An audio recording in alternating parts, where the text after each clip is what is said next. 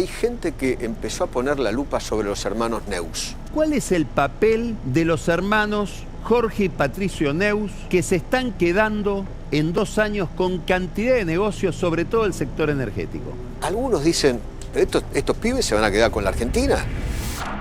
¿Qué pasa con este apellido que últimamente suena muy seguido en los medios? En realidad, la familia Neus tiene un largo historial de negocios en la Argentina, con la recordada soda y gaseosas Neus desde fines del siglo XIX. Pero de 2000 para acá estuvieron lejos de las páginas de economía, entre investigaciones por presuntas coimas durante la presidencia de Menem y el femicidio de Silvia Saravia a manos de su esposo, Jorge Neus, en un country en Pilar. Pero ahora lo que llama la atención es la velocidad con la que se están moviendo, porque en 2 años los hijos del empresario acumularon varias empresas con socios muy poderosos. Y hoy acá vamos a conocerlos un poquito más, porque ¿qué negocios tienen? ¿Desde cuándo empezaron a meterse en la industria de la energía? ¿Y hasta dónde van a llegar? ¿Acaso van a comprar más empresas? Bienvenidos a Secretos Millonarios, mi nombre es Javier Ledesma y hoy vamos a conocer quiénes son los Neus. ¡Vamos!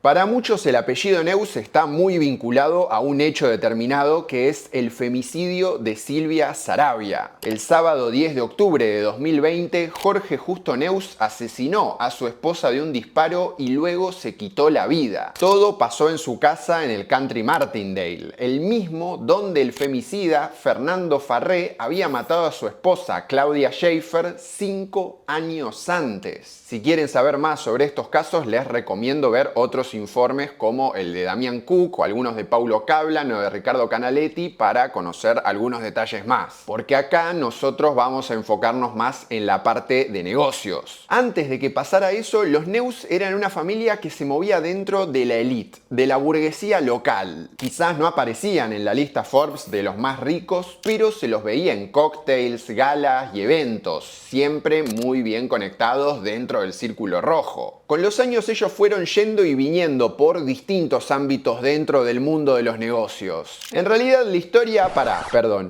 arranquemos por el principio.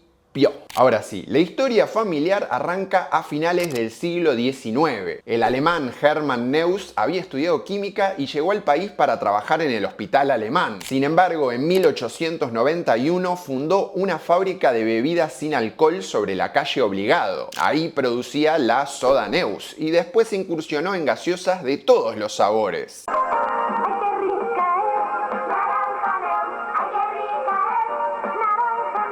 El tema es que su hijo mayor, Hermann Jr., murió muy joven, a los 33 años. Entonces, el que continuó los negocios fue Jorge Justo Neus, que había estudiado para ser abogado. Él siguió con el tema de las bebidas, pero incursionó en otros verticales de negocio. Por ejemplo, creó la sociedad Neus S.A. para prestar servicios a empresas del Estado, como Aerolíneas Argentinas, Ferrocarriles Argentinos, etc. Es más, en su obituario en 2001 aparece como que tuvo cargos en estas empresas. Dicen que fue subsecretario de Transportes, director de Ferrocarriles, también director de Recursos Humanos de Aerolíneas Argentinas. La cuestión es que a partir de los 80 se sumaron al grupo 2 de sus hijos. El mayor, Jorge Justo, nacido en 1947 y llamado igual que su padre, y el menor, Hermann Ricardo Neus, de 1952. A partir de ahí, el grupo Neus hace su primera incursión en lo que es el mundo de la energía.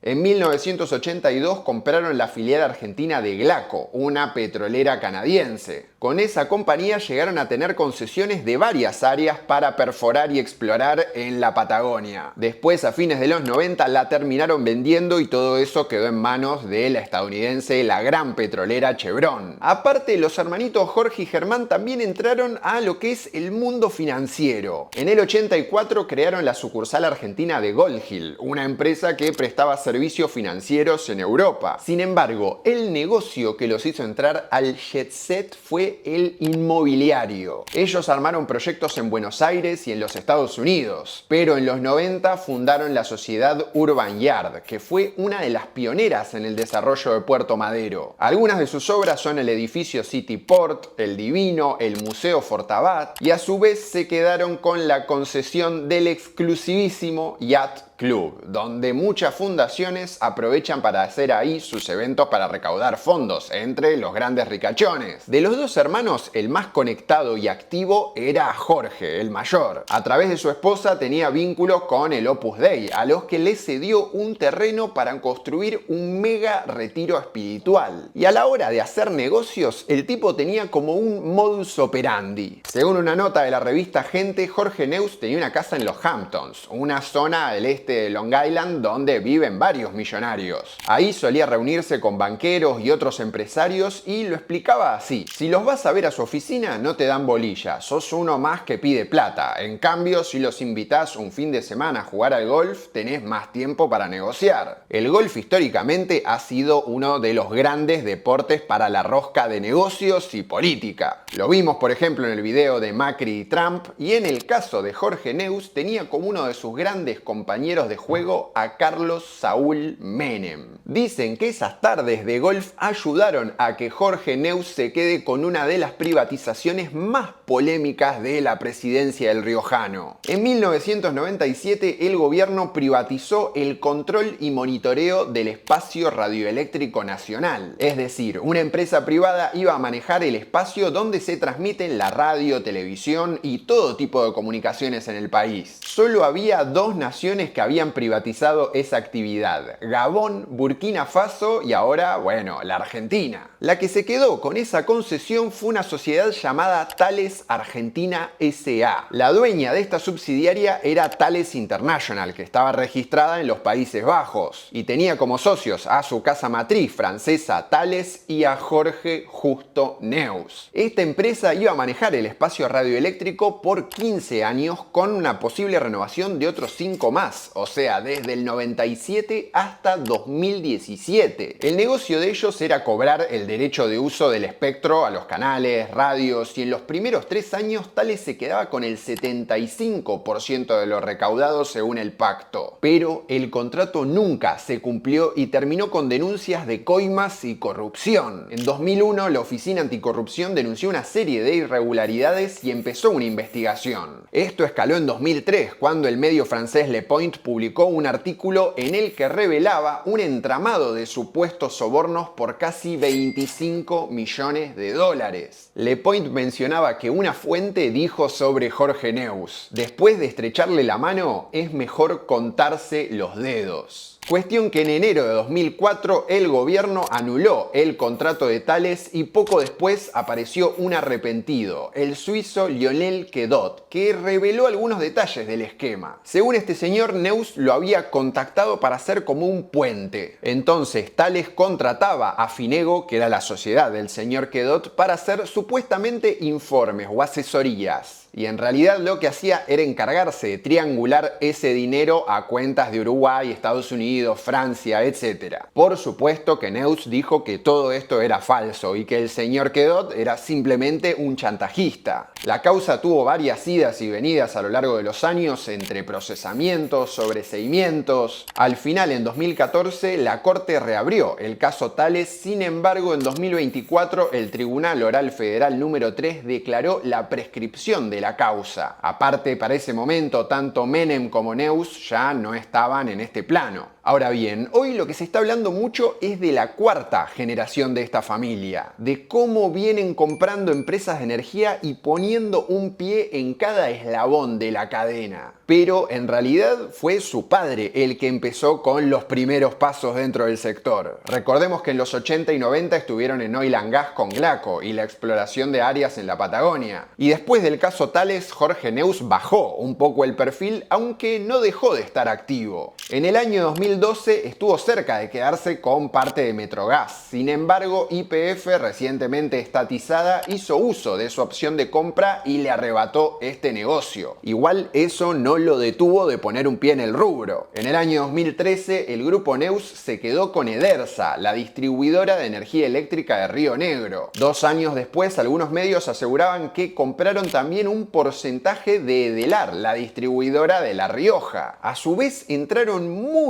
temprano en el tema de los autos eléctricos, porque en 2017 la sociedad QEB instaló cargadores en estaciones de YPF. ¿Y quién era el dueño de QEB? Pero claro, los Neus, que se dice que eran muy cercanos a la familia Dietrich, incluso que veraneaban juntos en Uruguay. Y dato no menor, entre 2015 y 2019, Guillermo Dietrich fue ministro de Transporte de la Nación. Vaya casualidad. Y para esa época ya estaban en el ruedo los hijos de tanto Jorge como Germán. Aparentemente los hermanos divorciaron sus negocios. Jorge Neus tuvo 3 hijos varones, todos licenciados en administración. Germán, el mayor, nació en 1976. Él está a cargo de Neus Capital, la empresa con la que la familia invierte y compra otras compañías. Desde ahí tienen un pie en varios negocios por fuera de lo que es la energía. Una de ellas es Berniger Sud, con la que tienen la concesión de 5 plantas de verificación técnica vehicular, la famosa BTV, 4 de ellas en la provincia de Buenos Aires y una en la ciudad. Después está Plain Air Park, un joint venture con una firma española que tiene contrato para las grúas de acarreo en parte de la zona porteña. Aparte están en el mundo agroganadero con más de 7.000 hectáreas en el sur bonaerense, un aras llamado La Lucila para cría de caballos de polo que dicen que se venden por bastante plata, y un viñedo en Buenos Aires con la bodega Cerro Colorado. ¿Ustedes le dicen rojo o le dicen colorado? Porque siento que hay como una gran diferencia entre la gente que le dice de una y otra forma. Yo le digo rojo. Sin embargo, los dos que vienen moviéndose, que vienen estando más activos y de los que más se viene hablando son de los hijos más chicos. Entonces, Germán el mayor quedó a cargo de Neus Capital, pero después viene Patricio Neus, más conocido como Paddy, y luego Juan Jorge Neus. El primero de ellos tiene conexión familiar directa con el Círculo Rojo, porque Patricio Neus está casado con María Blaquier, la hija de Charlie Blaquier, uno de los dueños de Ledesma, de la que ya hablamos en este video. Y Juan Neus es amigo de la infancia de Santiago Caputo, desde que jugaban al fútbol en Pilar, aparentemente. Estos dos muchachos, Juan y Patricio Neus, son los que vienen pisando el acelerador, con varias compras y concesiones casi, les digo, en tiempo récord. En 2025 conformaron la sociedad Edison Energía, con otros nombres conocidos del mundo de los negocios. Sus socios ahí son, por un lado, el Fondo Inverlat, dueño de los alfajores Habana, y por el otro Rubén Cherniakhovsky, junto a Luis Gali, las cabezas del grupo Newsan, del que, si les interesa, bueno, también hay video. En solo un año y pico, este consorcio se quedó con activos realmente muy interesantes. Por ejemplo, compró las distribuidoras de energía eléctrica de Jujuy y Tucumán, también Litza, que es la que se encarga de la transmisión de alta tensión en el litoral, y a su vez la central hidroeléctrica Potrerillos en Mendoza, todo esto con un compromiso de inversión de 400 millones de dólares. A eso también, si querés, agregale la concesión por 30 años de 2 centrales hidroeléctricas del Comahue, Alicurá y Cerros Colorados. Y la última adquisición es quizás la más importante de todas. En abril de 2026 se quedaron con un porcentaje de Transener, una empresa clave en el entramado energético de la Argentina. Quizás vos no tenés idea de qué es Transener, o nunca la escuchaste nombrar, o solamente la viste en los medios, porque no es una empresa comercial, no es que te llegue una factura. Y acá Nico Gandini, que es periodista especializado en energía y negocios, lo explica un poco más fácil. Pero es el que se encarga de